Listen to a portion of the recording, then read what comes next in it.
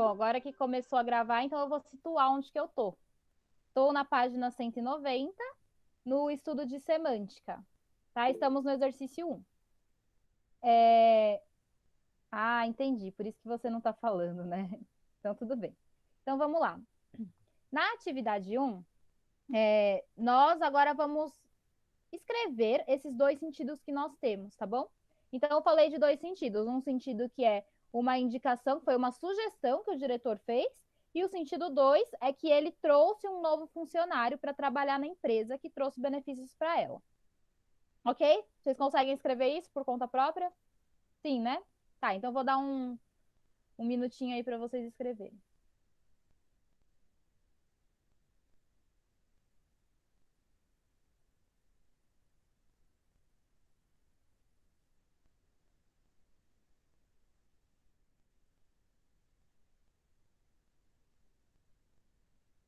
Todo esse duplo sentido, ele só foi possível por causa da polissemia da palavra indicação.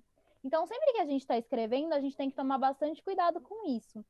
Em jornal, sai bastante esses duplos sentidos. Acontece bastante isso. Mas, às vezes, na hora da correria, assim, a gente nem percebe que tem dois sentidos ali na frase.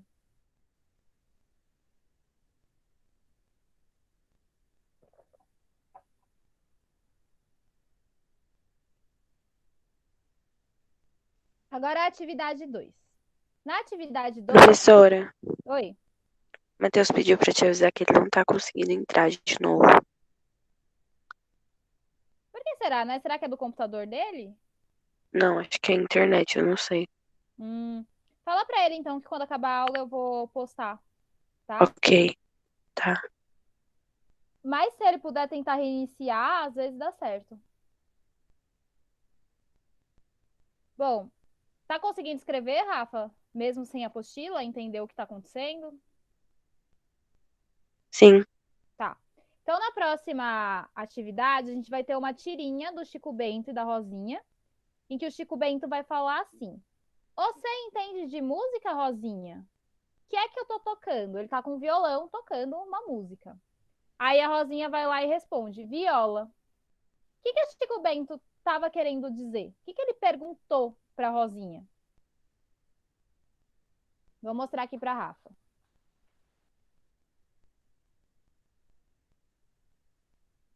O que ele estava querendo dizer? A Rosinha respondeu aquilo que ele estava perguntando? Ele estava perguntando qual música, né, que ele está tocando, qual estilo musical, né? Não exatamente qual instrumento ele estava tocando, né? Óbvio, dá para ver que era viola. Então vamos ver onde que veio essa ambiguidade. Assinale a alternativa correta sobre o efeito de humor presente no texto. A. Concentra-se nas especificidades de pronúncia das personagens. Tem a ver com a pronúncia das personagens, o humor? Não, né? B. Constrói-se a partir da exploração de dois dos significados do verbo tocar. O verbo tocar, ele trouxe esse duplo sentido? Esses dois significados? Sim, né? Porque deu a entender para a Rosinha que o Chico Bento estava perguntando qual instrumento que ele estava tocando e não qual música que ele estava tocando. Então, foi por conta dos dois significados desse verbo que gerou o humor e a falta de compreensão aí entre os dois. Então, é a alternativa B. Tranquilo, né? Quando é ambiguidade polissêmica, eu acho que é mais fácil a gente identificar. Agora, tem um outro tipo de ambiguidade, que é o que se chama de ambiguidade estrutural ou sintática. Que essa ambiguidade ela é gerada por conta do lugar em que a palavra foi parar na frase. Então, por exemplo, eu tenho aí uma palavra que ao invés de eu colocar no meio da frase, eu resolvi colocar no final. E por eu ter colocado essa palavra no final da frase, gerou uma ambiguidade. Isso acontece muito. E é, às vezes, um tanto difícil de identificar quando a gente não está com o olho já treinado para isso. Então, eu vou mostrar para vocês, ó. Um novo tipo de ambiguidade. Agora você vai aprender um outro tipo, a ambiguidade estrutural ou sintática. Esta resulta da má ordenação das palavras no enunciado, gerando dúvidas quanto àquilo que, de fato, o falante quis expressar.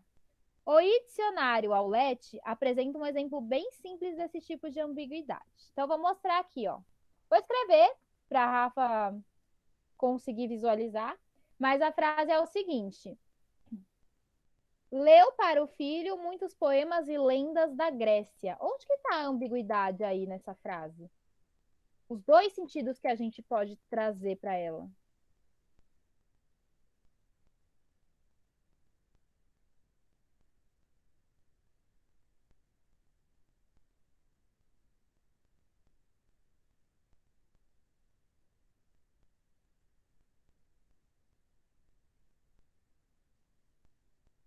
Conseguiram identificar alguma ambiguidade aí?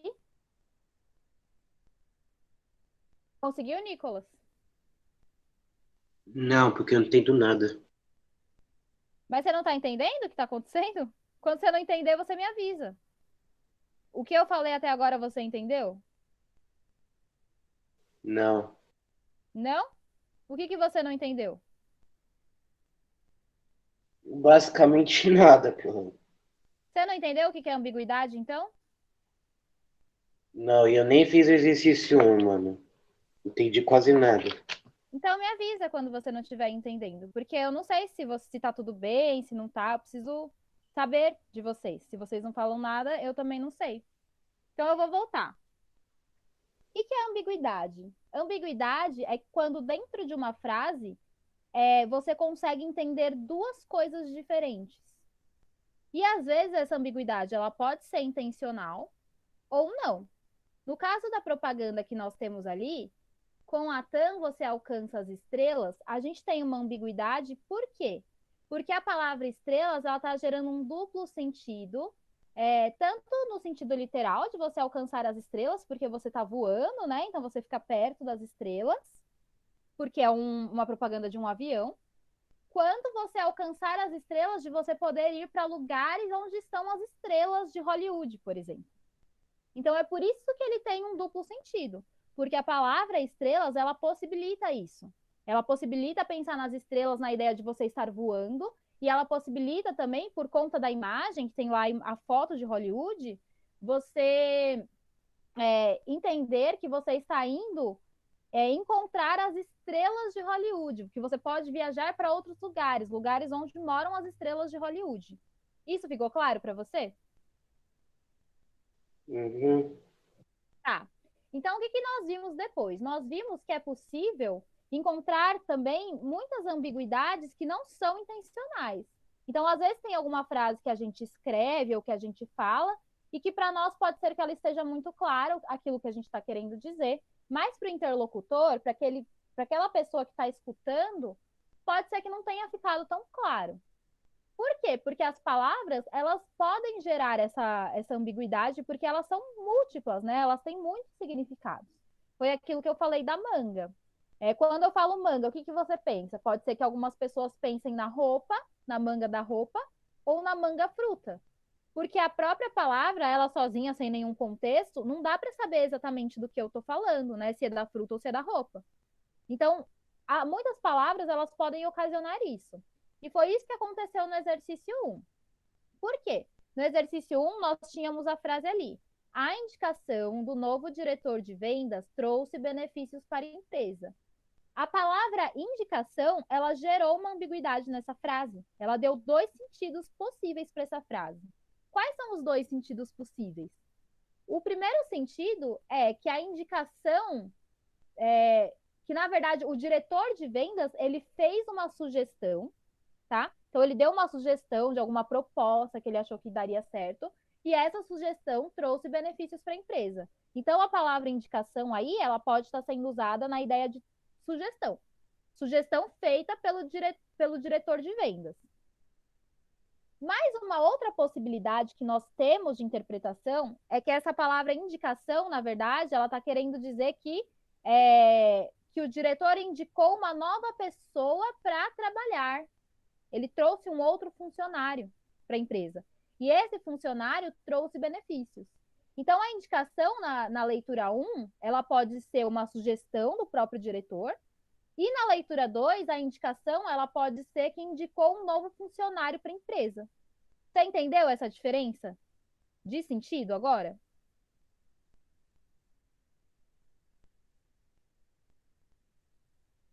Hein, Nicolas? Uhum. Fala comigo, entendeu?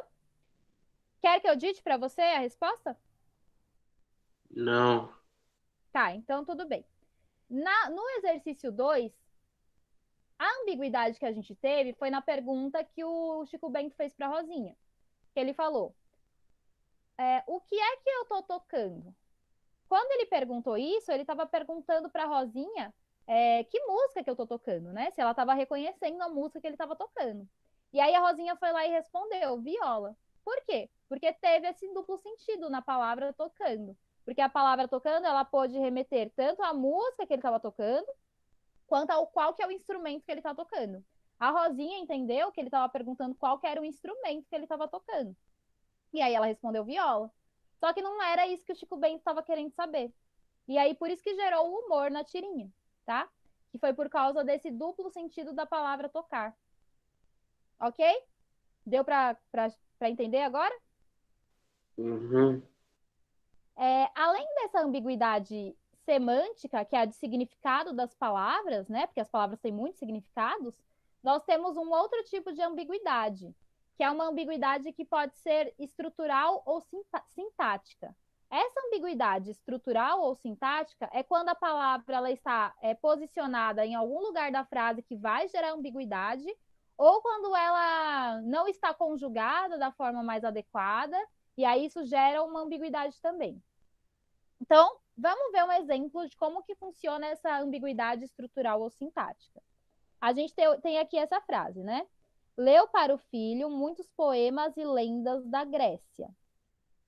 Aí tem uma ambiguidade. Alguém consegue identificar qual que é esses dois sentidos?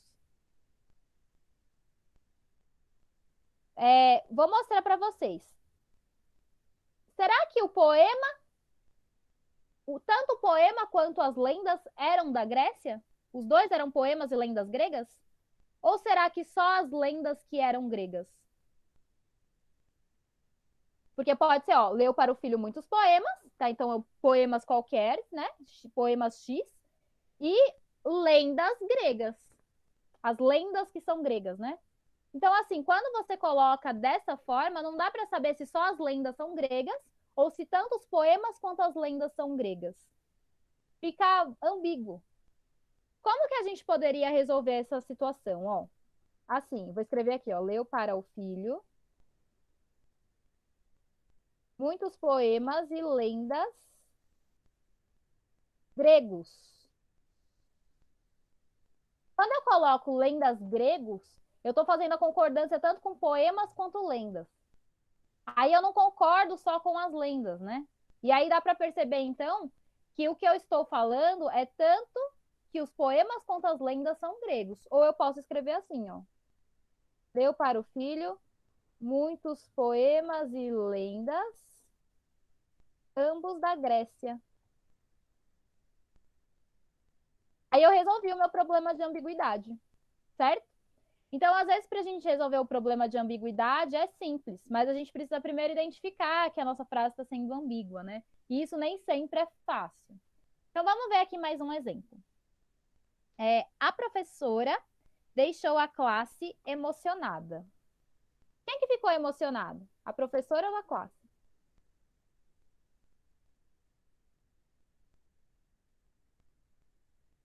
O que vocês entenderam?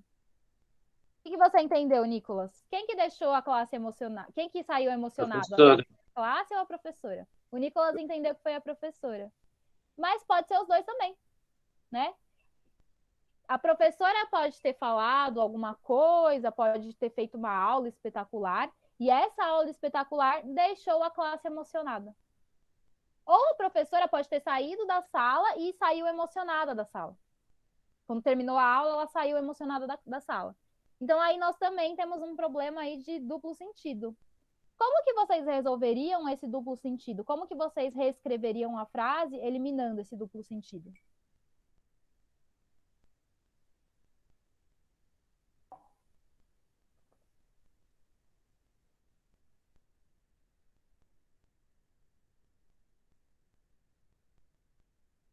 A professora saiu da sala emocionada.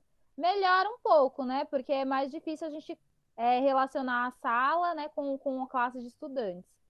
Tem uma forma melhor ainda.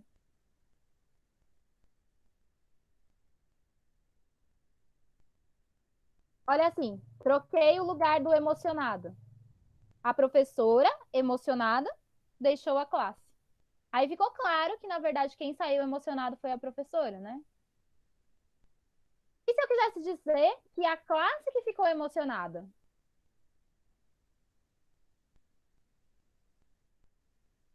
A gente pode trocar o verbo.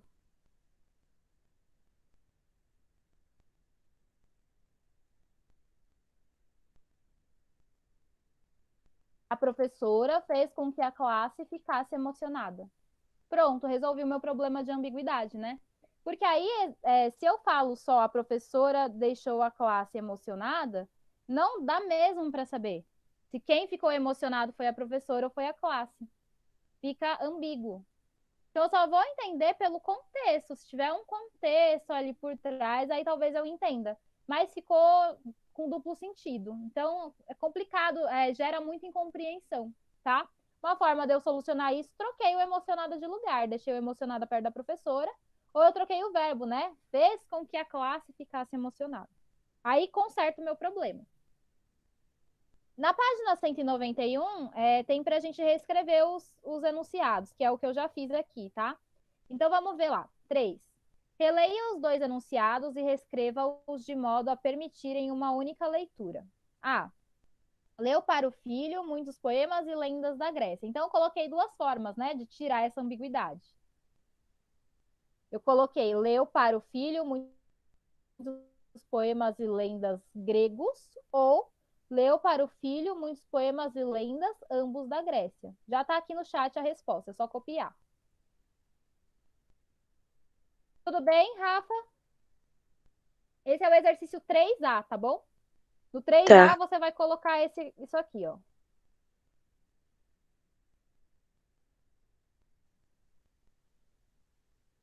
E no 3B é o da professora. Que aí você vai colocar o que está em cima.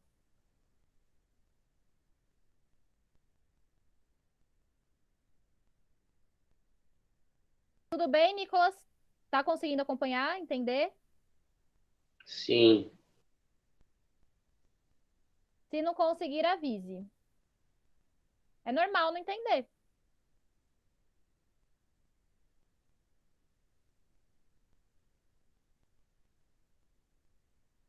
Comigo, se o professor de física não desse a aula bem devagarinho, eu também ficava perdida.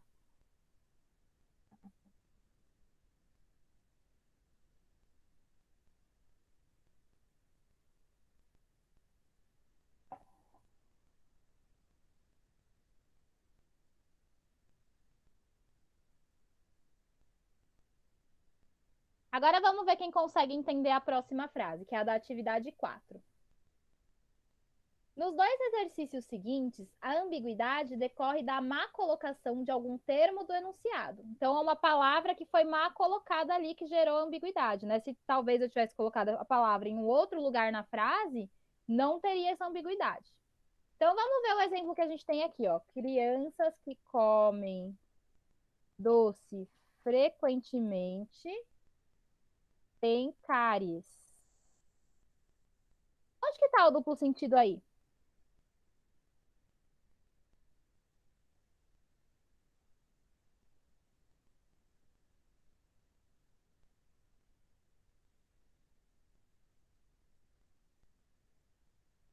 Alguém conseguiu entender o duplo sentido? Não? Então, vou dar uma dica. Esse frequentemente, ele está se referindo às crianças que comem doce frequentemente, ou que as crianças têm cárie frequentemente.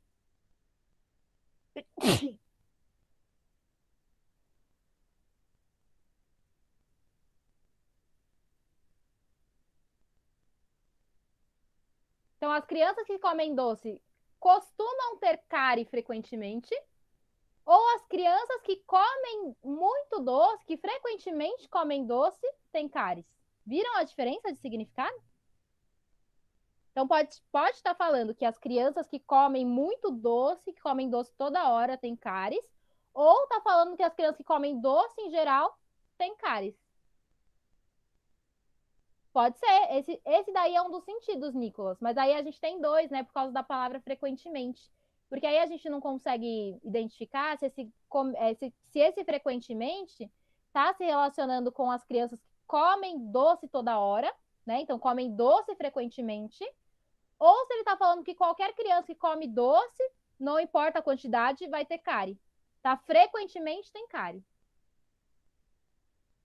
Conseguem pensar em alguma forma de solucionar essa ambiguidade? Tenta trocar o frequentemente de lugar. Botar ele em outro lugar da frase que vocês vão ver que dá para tirar a ambiguidade.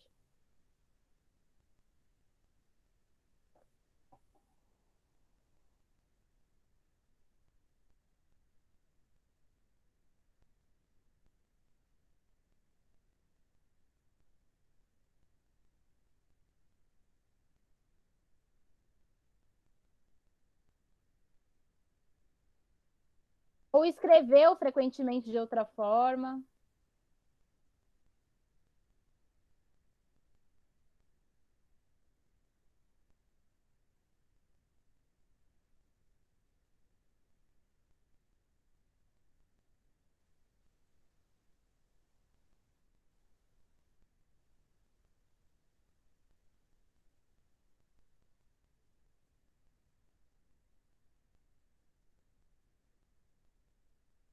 As crianças que comem doce têm cáries frequentemente. Perfeito, Ana, muito bem. Porque aí o frequentemente ele está se relacionando às cáries, né? Não está se relacionando a comer doce com frequência.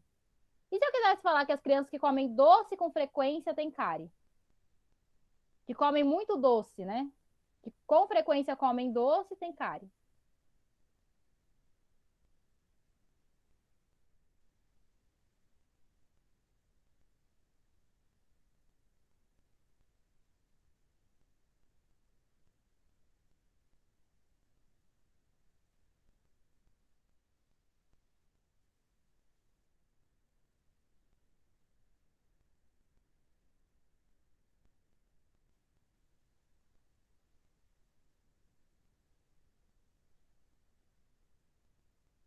Isso, muito bem. Vou mandar então aqui, ó. Eu fiz uma outra sugestão também, coloquei o frequentemente na frente, mas o seu também estava certo, tá? Então a sugestão A, né, as duas leituras possíveis. Frequentemente, crianças que comem doce têm cárie. Então, geralmente, quem come doce vai ter cárie com frequência. Esse é o sentido. O outro sentido, as crianças que comem frequentemente, as crianças que frequentemente comem doce têm cáries. Então, quem come doce com muita frequência vai acabar tendo cárie. Ok? Tem uma diferença de sentido aí. Conseguiram entender a diferença? Sim? Então tá. Então, 5. Na 5, eu acho que essa vocês vão conseguir identificar, porque tem todo um contexto que vai explicar para nós. No ano passado, o governo promoveu uma campanha a fim de reduzir os índices de violência. Noticiando o fato, um jornal publicou a seguinte manchete.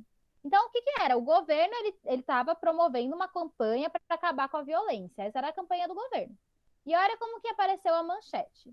Campanha contra a violência do governo do estado entra em nova fase. Onde que está o duplo sentido aí? A Ana entendeu, acho.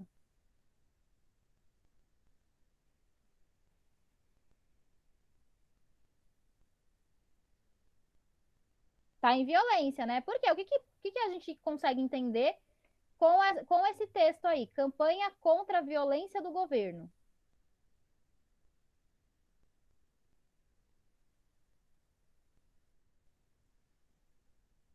Que o governo é violento. Muito bem, né? Parece que está tendo uma campanha que está sendo contra a violência que o governo está promovendo para o povo. Então, o governo é violento e as pessoas estão fazendo uma campanha contra esse governo. Sendo que, na verdade, o que era? O próprio governo que estava fazendo uma campanha contra a violência. Então, aí gerou um duplo sentido, né? Como que a gente poderia resolver? Vamos ver as opções aí, qual que é a certa. A manchete tem um duplo sentido e isso dificulta o entendimento. Considerando o objetivo da notícia, esse problema poderia ter sido evitado com a seguinte redação. Como que a gente resolve? A.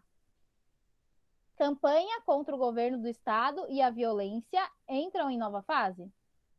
Não. B. A violência do governo do estado entra em nova fase de campanha? Não, porque continua falando que o governo que é violento, né? C. Campanha contra o governo do estado entra em nova fase de violência? Não. Não é uma campanha contra o governo, né? É o governo que está fazendo a campanha. D. A violência da campanha do governo do estado entra em nova fase? Não, não é a campanha que é violenta, é uma campanha contra a violência. E a última é campanha do governo do estado contra a violência entra em nova fase. Aí deu, né? Aí deu para entender que é o estado que está fazendo essa campanha que é contra a violência. Então é a alternativa E. 5E, tá bom, Rafa? Então Ok. vamos ver a próxima agora, atividade 5. Outras vezes, a ambiguidade resulta do mau uso de pronomes possessivos e relativos. Então, o que são os pronomes possessivos? É aqueles que vão indicar a posse, como meu, seu, minha, sua, tua, tá? Dele, dela. Às vezes, esses pronomes possessivos, eles vão resultar um duplo sentido. Observe os dois enunciados a seguir e indique a dupla leitura que se pode fazer de cada um. Os pronomes relativos são aqueles que vão relacionar uma palavra com outra, por exemplo, que, esse, essa, tá bom? Que eles vão retomar alguma outra palavra. Então vamos ver aí. 6. A mãe encontrou o filho em seu quarto. Qual que é o duplo sentido aí? Vocês conseguem identificar?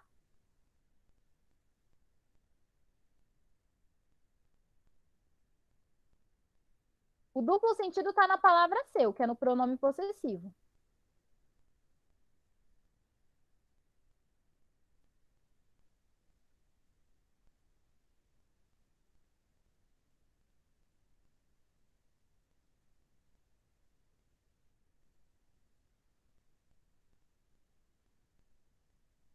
Isso. O quarto é da mãe ou o quarto é do filho? A mãe encontrou o filho no quarto dela ou a mãe encontrou o filho no quarto dele?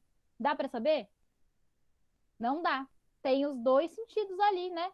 Porque o seu, ele pode se relacionar tanto com a mãe quanto com o filho.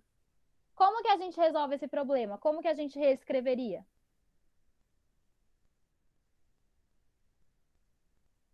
Aliás, né, não vamos reescrever agora, tá? Vamos reescrever só no 8. Então vamos esperar um pouquinho. Tá? Então, a gente já entendeu, né, que o quarto pode ser dela ou dele. É isso, essa é a resposta do 6. Entendeu, Nicolas? Uhum. Tá ótimo, então.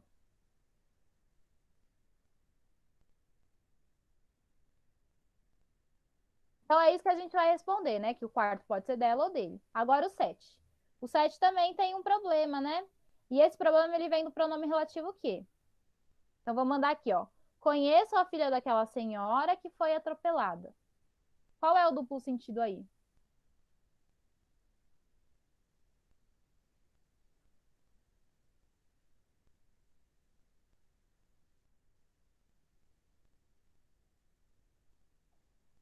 Quem que foi atropelada? Foi a senhora que foi atropelada ou foi a filha que foi atropelada? Dá para saber? Não dá para saber, né? Parece que a gente vai precisar entender o contexto aí para entender se foi a senhora ou se foi a filha que foi atropelada, certo? Então aí também ficou dúbio por causa do lugar, né, em que tá, que a gente colocou que foi atropelada, né? Esse que aí, ele não dá para saber se eu tô me referindo à senhora ou à filha. Ficou dúbio. Agora na 8, a gente vai reescrever o enunciado da questão anterior para desfazer a ambiguidade. Então, como que a gente poderia reescrever o 6 e o 7?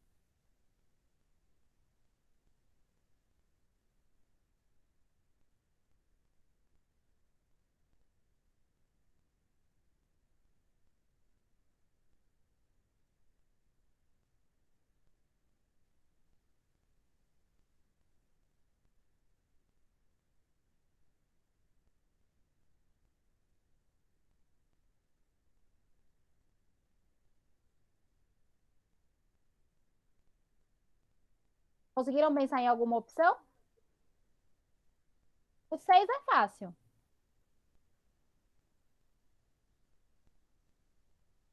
A mãe encontrou o filho no quarto dele. Perfeito, isso mesmo. E se fosse no quarto dela, né? A mãe encontrou o filho no quarto dela. É uma das opções. E o próximo? Conheça a filha daquela senhora que foi atropelada. Como que a gente tira essa ambiguidade? Se eu quisesse falar que é a filha que foi atropelada, como que eu poderia reescrever?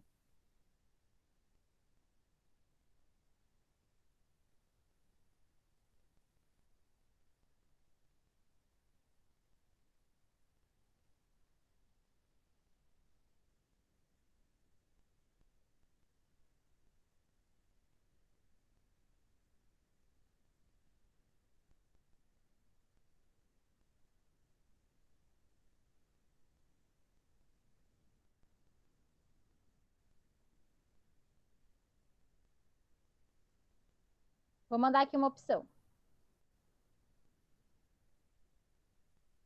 Ó, então, a primeira opção, a mãe encontrou o filho no quarto dele. E a segunda opção, conheço a filha que foi atropelada daquela senhora. Então, só troquei, né, o que foi atropelado e deixei ali do lado da filha.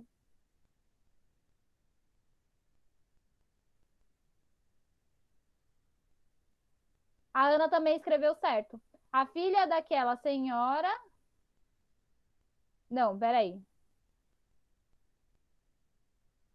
Ficou certo. Deu a entender que é a filha que foi atropelada, né? A filha daquela senhora foi atropelada, vírgula, eu a conheço. Tá, ficou claro que quem foi atropelada foi a filha. Ok, Ana, tá certo também. Ok, entenderam essa diferença de sentido, como que a gente resolve? Sim ou não? Tudo bem aí, Rafa? Tudo. Tá. Então vamos para o exercício 9. O exercício a seguir trabalha com as duas modalidades de ambiguidade, a lexical e a estrutural. A lexical é a de sentido, né? Quando as palavras têm mais de um sentido, e a estrutural é quando a palavra está em um lugar na frase que gera ambiguidade. O texto 1 é uma tira de fácil entendimento. No texto 2, seu professor lhe explicará o que significa uma pessoa, um filho, por exemplo, ser um dependente na declaração de imposto de renda dos pais. Então, quando a gente vai fazer o imposto de renda, existe a opção de colocar dependentes, ou seja, aquelas pessoas que dependem da sua renda financeira, tá? Quando você está declarando imposto de renda. Então, por exemplo, se seus pais forem declarar o imposto de renda, eles vão colocar vocês como dependentes, porque são as pessoas que eles bancam, né? Que eles sustentam. Então, isso que é o dependente do imposto de renda. 9. Uma frase é considerada ambígua quando possibilita mais de uma leitura e interpretação. Identifique em cada um dos textos que se seguem o elemento causador de ambiguidade e explicite duas leituras propícias em cada caso. Então, vamos ver em cada texto onde que está a ambiguidade, tá bom? Então, o texto 1. No texto 1, nós temos uma charge, né, que tem um homem dentro de um carro, e aí tem uma placa escrito depressão a 3 metros. E aí a gente tem um homem bem chateado ali no canto da imagem. Vou mostrar aqui, peraí. Onde que está a ambiguidade desse primeiro texto?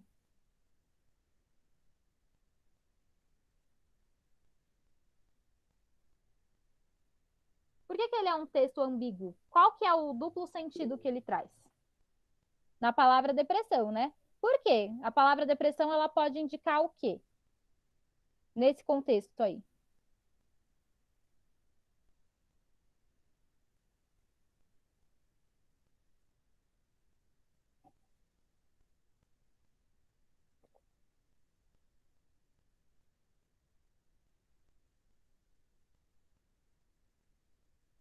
Isso, que pode ser um sentimento de depressão, ou depressão que é um fenômeno, né? Que aí, no caso, seria uma abertura, né? Na terra, um buracão, certo? Então, esse é o duplo sentido. Que a palavra depressão, ela é polissêmica, tá? Então, vocês vão colocar assim, ó. 9, texto 1. Aí coloca a palavra depressão é polissêmica.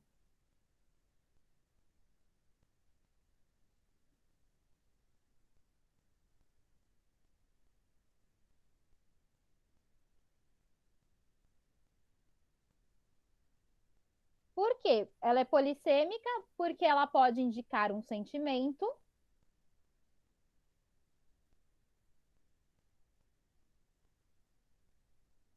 ou um desnível na pista.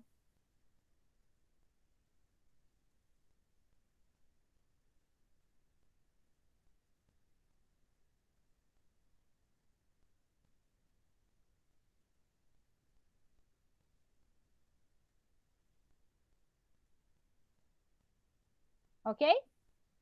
Agora vamos ver o próximo. Texto 2. Onde que está o duplo sentido? É muito comum o contribuinte incluir na sua declaração dependentes que já têm renda. Essa inclusão pode não ser vantajosa. Para um dependente que estuda, não é vantagem o contribuinte incluí-lo se sua renda for superior a R$ 4.439 reais e 34 centavos. Onde que está aí o duplo sentido?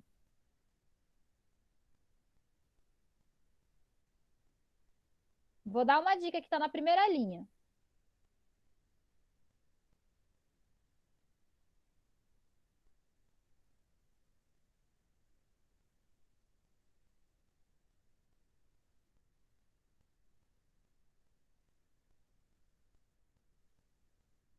Não?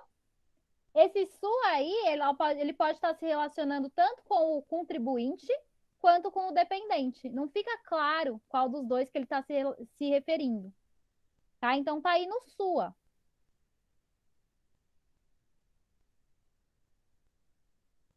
Qual declaração que ele está falando, né? A declaração do dependente ou a declaração do contribuinte? Não fica claro, tá bom? Então aí vocês vão colocar texto 2. Aí vocês colocam sua, pode se referir ao contribuinte ou ao dependente.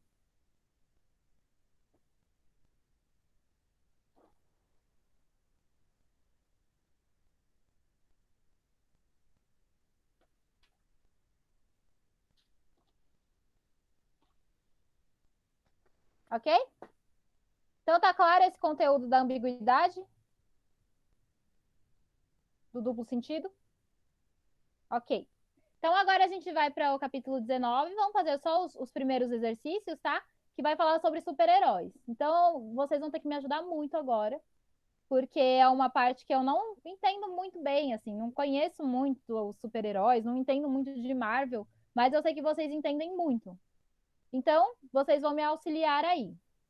Agora a gente vai para a página 195 e a gente vai refletir um pouco sobre os super-heróis. Então, no início, nós temos aí uma tirinha do Calvin e do Haroldo. E aí o Calvin está falando o seguinte: a mamãe não entende as histórias em quadrinhos. Ela não sabe que as histórias em quadrinhos lidam com questões sérias e que os super-heróis modernos enfrentam grandes dilemas morais. Quadrinhos não são apenas uma fantasia escapista, eles são críticas sociais sofisticadas. Aí o Haroldo vai falar assim: o superpoder da garota amazona é conseguir colocar o seu corpão dentro de um uniforme minúsculo? Não. Qualquer super-herói faz isso. Então aí o Haroldo tirou um sarro, né, do Calvin, que estava dando vários argumentos. E aí ele falou que todos os super-heróis conseguem se encaixar dentro de uma roupa minúscula, né? Porque de fato a roupa dos super-heróis é toda apertadinha, né? Sempre é pequenininha. Então, nesse capítulo, você vai estudar um texto argumentativo que aborda o tema dos super-heróis. Texto argumentativo é aquele texto que dá uma opinião e defende essa opinião com argumentos bons, né? Não é qualquer argumento, argumentos que podem ser provados. Na mitologia grega, o herói, um ser capaz de feitos extraordinários, era considerado um semideus, filho de um deus e de um mortal. Sua ação reflete nobres ideias e por isso causa tanta admiração. Então, na antiguidade, o herói, ele não era o herói que a gente conhece hoje, que é o super-herói. Ele não necessariamente tinha esses poderes que têm os super-heróis de hoje em dia. Mas ele também sempre enfrentava esses dilemas morais, né? Então, os super-heróis, aliás, os heróis da antiguidade, eles geralmente eram considerados semideuses. Eles não eram, assim, o ápice do poder, da magia, né? Eles eram meio a meio, eles eram meio humanos, meio filhos de deuses. Na modernidade, surge o super-herói, criado pela cultura de massa, popularizado pelas histórias em quadrinhos e pelo cinema. O super-herói é capaz de atos que desafiam a nossa imaginação.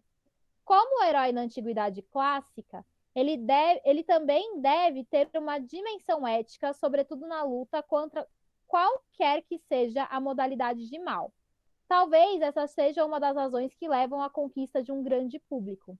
Então, os super-heróis e os heróis, tanto da antiguidade quanto os da era moderna, eles sempre vão enfrentar dilemas morais. Então, eles sempre vão estar de frente a questões éticas. E muitas vezes é isso que faz com que eles sejam cativantes, né? Que eles cativem as pessoas. Porque eles estão sempre lutando contra um bem maior, né? Para um bem maior, para alcançar um bem maior. Mesmo que esse bem maior seja, para alcançar esse bem maior, eles precisem se sacrificar para isso. Então a gente vê muito isso, né? A Marvel mostrou isso no último filme. Então, assim, para um bem maior, muitos se sacrificaram. Então, deram a própria vida para acabar com a guerra, né? Então, isso é uma característica de um super-herói. Ele vai ser aquele que vai servir à humanidade. Mesmo que essa servidão prejudique ele mesmo. Então, ele bota em primeiro lugar a servidão. Então, ele está ali, ele existe, ele doa todos os seus poderes para servir uma humanidade, para servir um bem maior.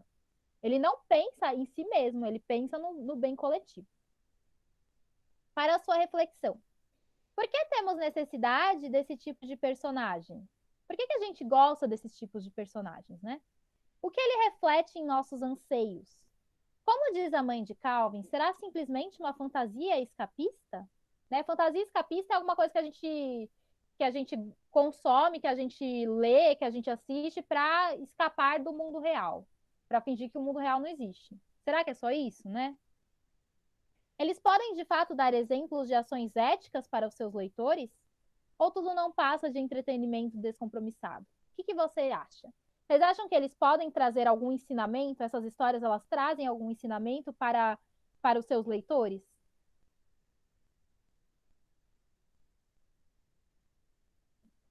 Teve alguma coisa que vocês aprenderam com algum desses personagens que vocês gostam, que vocês acompanharam? Dá um exemplo para mim de alguma coisa que vocês conseguiram aprender com esses personagens.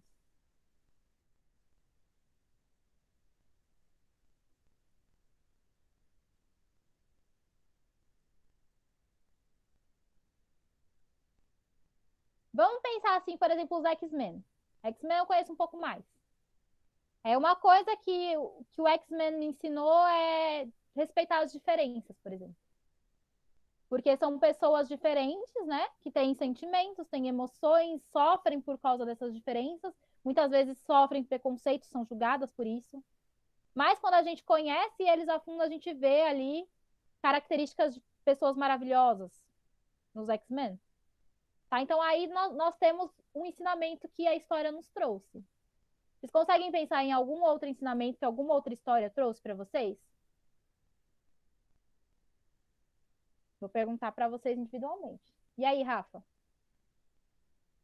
Não desistir dos sonhos. Quem que te ensinou isso, Ana?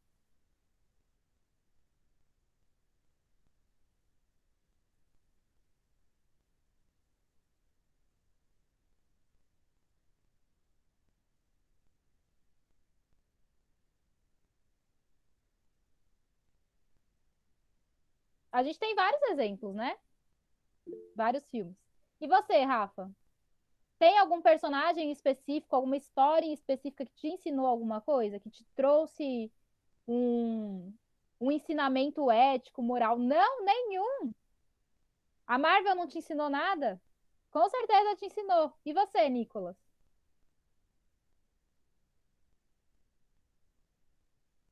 O quê? Teve alguma história da Marvel, algum super-herói, algum personagem que te trouxe um ensinamento? Hum, Ensinou alguma coisa sobre a vida, sobre como se portar, sobre ética? eu acho que o Deadpool. O Deadpool, por quê? O que ele te ensinou? Ah, velho, não sei. Pensem um pouquinho.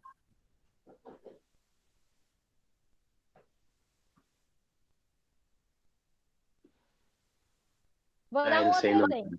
Por exemplo, no do Harry Potter. Quando eles fazem lá uma organização estudantil para lutar contra a Umbridge, aquela diretora lá que veste rosa. Quando eles fazem tudo aquilo, porque eles sabem que eles precisam se preparar, não importa o que ela está dizendo, é uma coisa que me ensinou. Mostrou assim, ó, mesmo que tenha certas proibições, existem regras e proibições que elas precisam ser quebradas, que a gente precisa dar um jeito de arrumar a situação. Porque se a gente não questiona certas autoridades, a gente pode se prejudicar. Então, como que eles poderiam se prejudicar? Eles poderiam se prejudicar porque eles não aprenderiam a se defender. E eles estavam em uma época que, se eles não aprendessem a se defender, eles iam morrer, porque o Voldemort tinha retornado. Então, o que eles fizeram? Eles questionaram a autoridade, eles sabiam que eles não tinham como questionar diretamente, mas eles foram aprender por si próprios. Então, eles mesmos se organizaram para aprender e para dar um jeito de burlar aquelas regras que eram infundadas. Então, isso traz um ensinamento também. Que o ensinamento é qual? A gente precisa também ir contra certas autoridades que não fazem sentido, que a gente sabe que estão moralmente erradas, que a gente sabe que vão nos prejudicar e vão nos prejudicar feio. Então, esse é um dos ensinamentos que a gente tem também. Eu não consigo falar muito da Marvel, porque eu não conheço tanto eles, né? Mas eu acho que é o que já já vocês vão pensar um pouco. Vamos ver, a Ana deu um exemplo aqui. Deixa eu ler.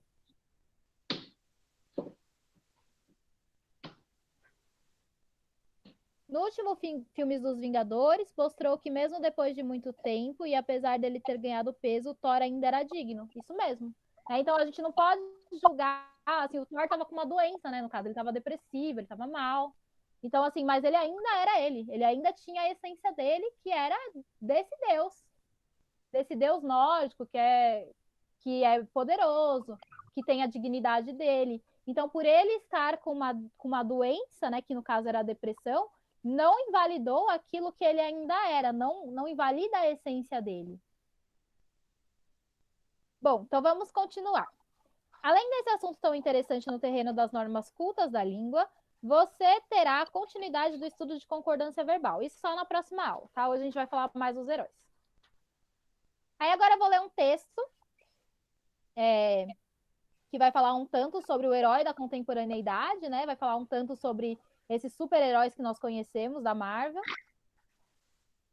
da DC, né? Também. Ah, nós temos o Batman, por exemplo, né? O Batman também é um herói que é da DC e que qual que é a ética dele? A ética dele é não matar. Não importa o que aconteça, ele não vai matar. Ele não acha que ele deva ocupar esse papel da pessoa que tira a vida da outra. Então, é uma ética que ele segue, é uma moral que ele tem, é um ideal que ele tem e que ele segue firme, tá? Se eu falar besteira aí de algum super-herói, vocês me corrijam, tá? Pode ser que eu fale besteira. Não entendo muito bem deles. Bom, então vamos lá. Herói na contemporaneidade. Quando eu era criança, passava todo o tempo desenhando super-heróis. Recorro ao historiador da mitologia Joseph Campbell, que diferenciava as duas figuras públicas, o herói, figura pública antiga, e a celebridade, a figura pública moderna. Qual que é a diferença entre um herói e uma celebridade? Enquanto a celebridade se populariza por viver para si mesma, o herói assim se tornava por viver servindo sua comunidade. Então a diferença é que os heróis eles servem a comunidade. Eles estão em papel de servidão. E a celebridade não. A celebridade está vivendo para o benefício próprio. Ela não está pensando no coletivo, ela está pensando em si mesma. Todo super-herói deve atravessar alguma via crucis. Gandhi, líder pacifista indiano, disse que quanto maior nosso sacrifício, maior será a nossa conquista. Como Hércules, como Batman. Não tinha a frase lá do Homem-Aranha que o tio Ben falava para ele? Como que era mesmo? Com grandes poderes vem grandes responsabilidades, né? Então ele estava falando o quê? Né? Com esses grandes poderes, você acaba sendo responsável por por algo que é maior do que você mesmo. Né? Então, por isso que o Homem-Aranha ele serve à humanidade, ele não serve a si mesmo. Ele sabe que assim viver num duplo papel, né, viver se escondendo, traz diversos problemas para ele. Trouxe diversos problemas com ele com a Mary Jane, né? Mas ele sabia que ele tinha um grande poder que era maior do que tudo aquilo. Então ele tinha que servir à humanidade.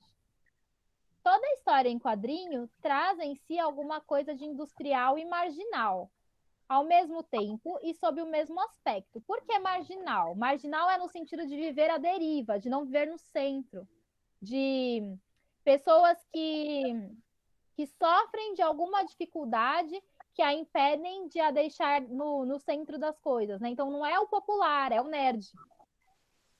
Tá? E não vai ser aquela pessoa que já está no centro das atenções, é aquela pessoa que tem alguma coisa, alguma característica que a deixa meio que renegada da sociedade. Então, os super-heróis, eles geralmente têm essa característica, eles estão na marginalidade.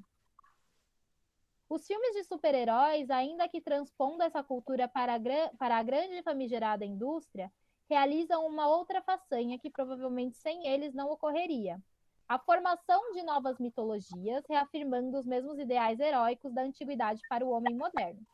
O cineasta italiano Fellini afirmou uma vez que Stan Lee, o criador da editora Marvel e de diversos heróis populares, era o Homero dos quadrinhos.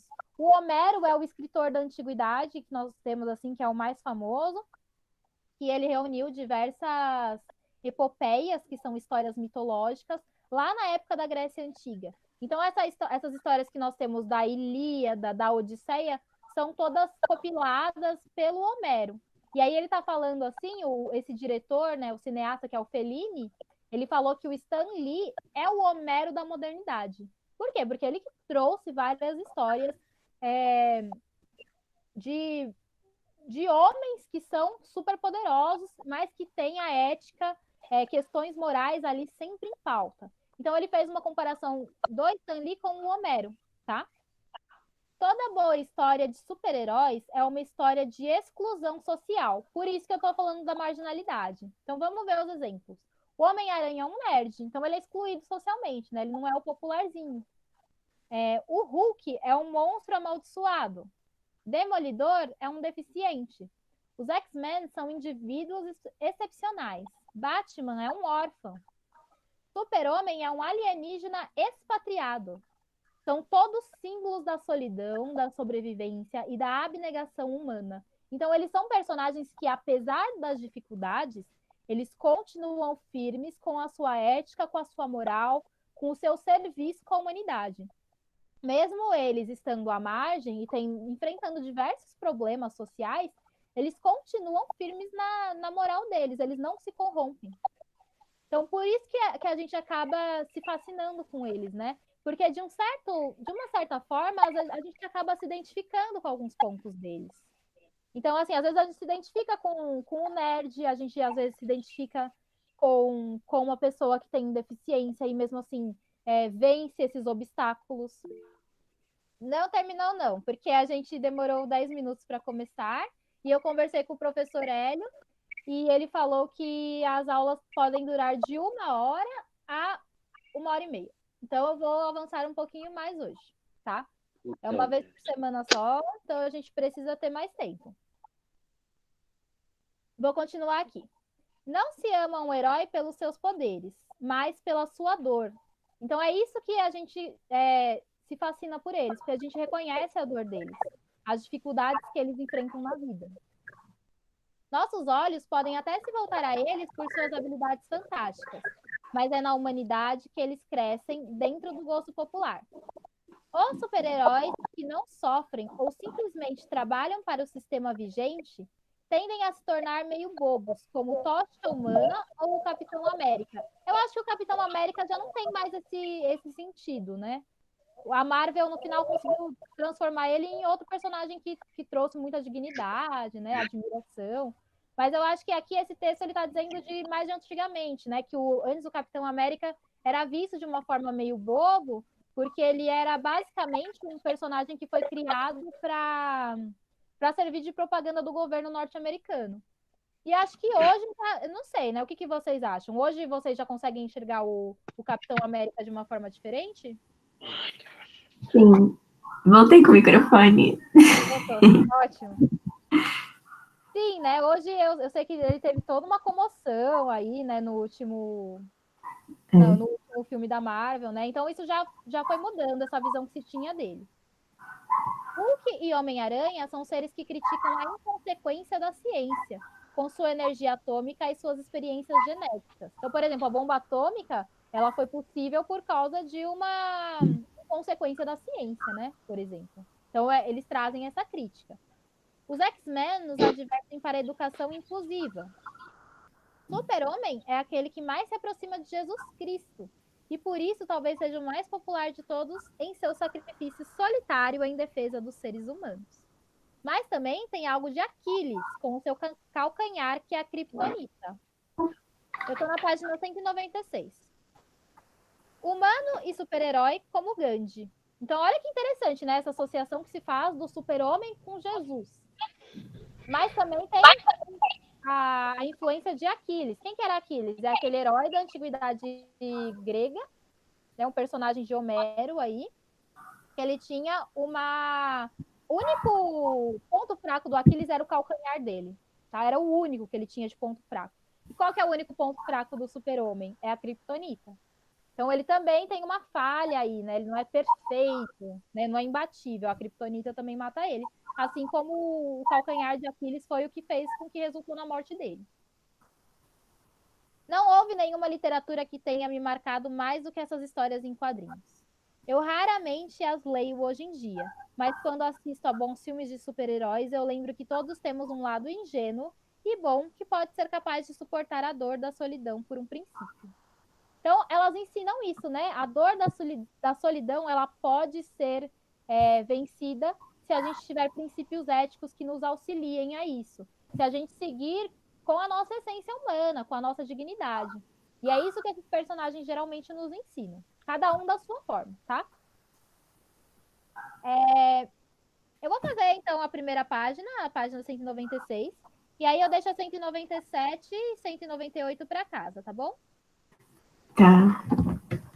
Então, vamos analisar um pouco esse texto. Estratégias argumentativas. 1. A argumentação se estrutura por meio de diferentes mecanismos discursivos. No quarto parágrafo, o mecanismo empregado consiste na apresentação de... Então, o que nós temos no quarto parágrafo? Que é aquele que fala assim, toda boa história de super-herói é uma história de exclusão social. Esse quarto parágrafo, ele está apresentando uma opinião apoiada em exemplos, uma alegação partilhada por muitos, uma construção caracterizada como dialética ou uma definição baseada em elementos válidos. Eu acho que é a D. Uma definição baseada em elementos básicos. Vamos ver? Toda boa história de super-herói é uma história de exclusão social. O Homem-Aranha é um nerd, Hulk é um monstro amaldiçoado, Demolidor é um deficiente. Daí, né, vai falar de outros. São todos símbolos da solidão, da sobrevivência e da abnegação humana. Aí, na verdade, ele está trazendo uma opinião dele, né? Ele que está dando uma opinião de que eles são símbolos da solidão. Então, é um argumento que ele fez, que ele mesmo criou, mas que ele trouxe exemplos para confirmar esse argumento dele. Então, qual que vai ser? Aí ele está dando uma opinião, né, sobre os heróis e trazendo exemplos para confirmar essa opinião. Então, é letra A. 2. A utilização de testemunhos autorizados, como o de Fellini, é uma conhecida estratégia retórica. Então, o que é um testemunho autorizado? Lembra que no texto ele fala que o Fellini disse que o Stan Lee é o Homero dos quadrinhos? Isso não foi o autor que disse. Quem disse isso foi o cineasta italiano Fellini. É uma palavra do Fellini. Isso que é um testemunho autorizado. Ou seja, ele citou uma fala do Fellini aí, que não é dele. Para quê? Ele cita essa fala para confirmar um posicionamento que ele tem, para confirmar a ideia que ele está trazendo, para dar uma credibilidade naquilo que ele está fazendo. Então, vamos ver as opções. O uso dessa estratégia produz no texto o efeito de A. Oposição entre estilos diversificados.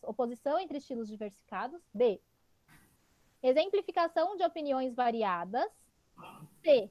Delimitação de um contraponto temporal. Ou D. Confirmação dos posicionamentos do autor. D. D. Toda vez que um texto argumentativo trouxer uma opinião de alguma outra pessoa, de algum outro especialista, de qualquer outra pessoa que não seja ele mesmo, ele está fazendo uma citação. As citações, elas servem exatamente para isso, tá? Para mostrar, olha, essa opinião não é só minha.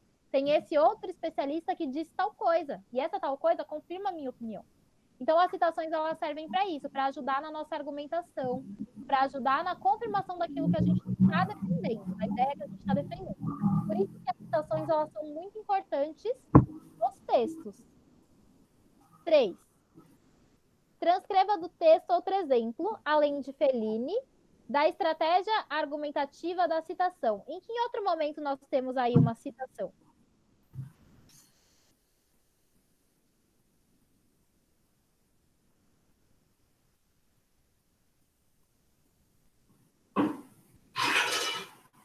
Quando a gente faz referência a alguma outra pessoa para exemplificar. Não precisa ser a voz dessa outra pessoa. Está lá no primeiro parágrafo. Joseph Campbell, sei lá como é o nome dele.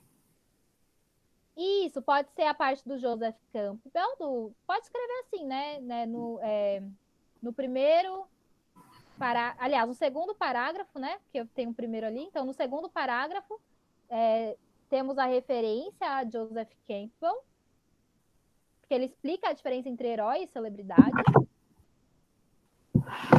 E temos também ali quando fala, ó, Gandhi, líder pacifista indiano, disse que, olha o que o Gandhi falou, quanto maior nosso sacrifício, maior será a nossa conquista. Então, isso é uma fala do Gandhi.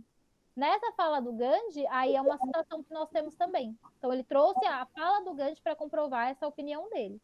Se quiserem, vocês podem grifar, tá? Não precisa escrever tudo. Grifa e marca aí que era do exercício 3. Tá no primeiro parágrafo, acharam? Sim.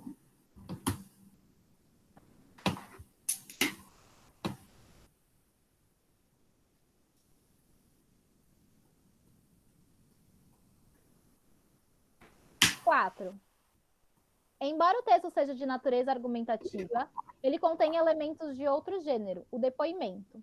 Sobre isso, indique A. Sua marca linguística. O que é o depoimento? O depoimento é quando o autor está falando dele mesmo. Ele está falando de uma situação que ele mesmo viveu, para exemplificar ali. Tá? Então, é um depoimento pessoal da vida dele. Qual que é o depoimento pessoal que ele traz, né? É quando ele fala, né, que ali no final, ali, ó, no início, no primeiro parágrafo, quando eu era criança, passava todo o tempo desenhando super-heróis. No final, ele também fala lá, não houve nenhuma literatura que tenha me marcado mais do que essas histórias em quadrinhos. Então, ele está falando de uma situação pessoal da vida dele para confirmar aquilo que ele trouxe. Qual que é a marca linguística que a gente consegue entender que ele está falando dele mesmo? Quais são os elementos assim da escrita que fazem com que a gente identifique que ele está falando dele mesmo? Ele fala em primeira pessoa. Isso. Então, no 4A, a gente vai colocar o autor escreve em primeira pessoa. Aí a gente pode colocar alguns exemplos. Eu, me, os verbos também, né, que estão em primeira pessoa. Leio, assistia, tá? Então, quando a gente escreve em primeira pessoa, é porque a gente está falando da nossa própria vida. Está dando uma opinião pessoal, né? Um relato pessoal. Então, a marca linguística é a primeira pessoa. Então, elementos eu, me, os verbos em primeira pessoa, tudo isso. B. Os parágrafos do texto que podem ser interpretados como exemplos desse gênero. Quais que são os parágrafos? Eu falei, né? Os parágrafos que O podem primeiro indicar um depoimento. É o primeiro e o último. e o último.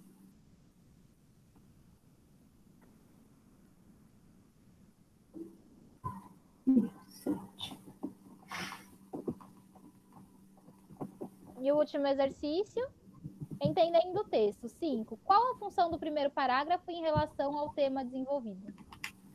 Primeiro parágrafo, que ele fala assim, quando eu era criança, passava todo o tempo desenhando super-heróis.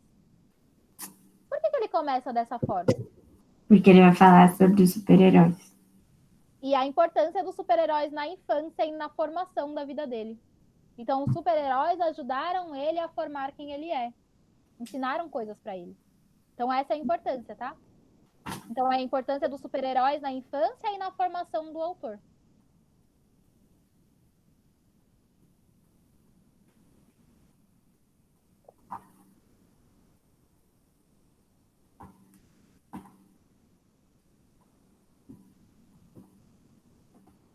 O resto vocês vão fazer para casa, tá?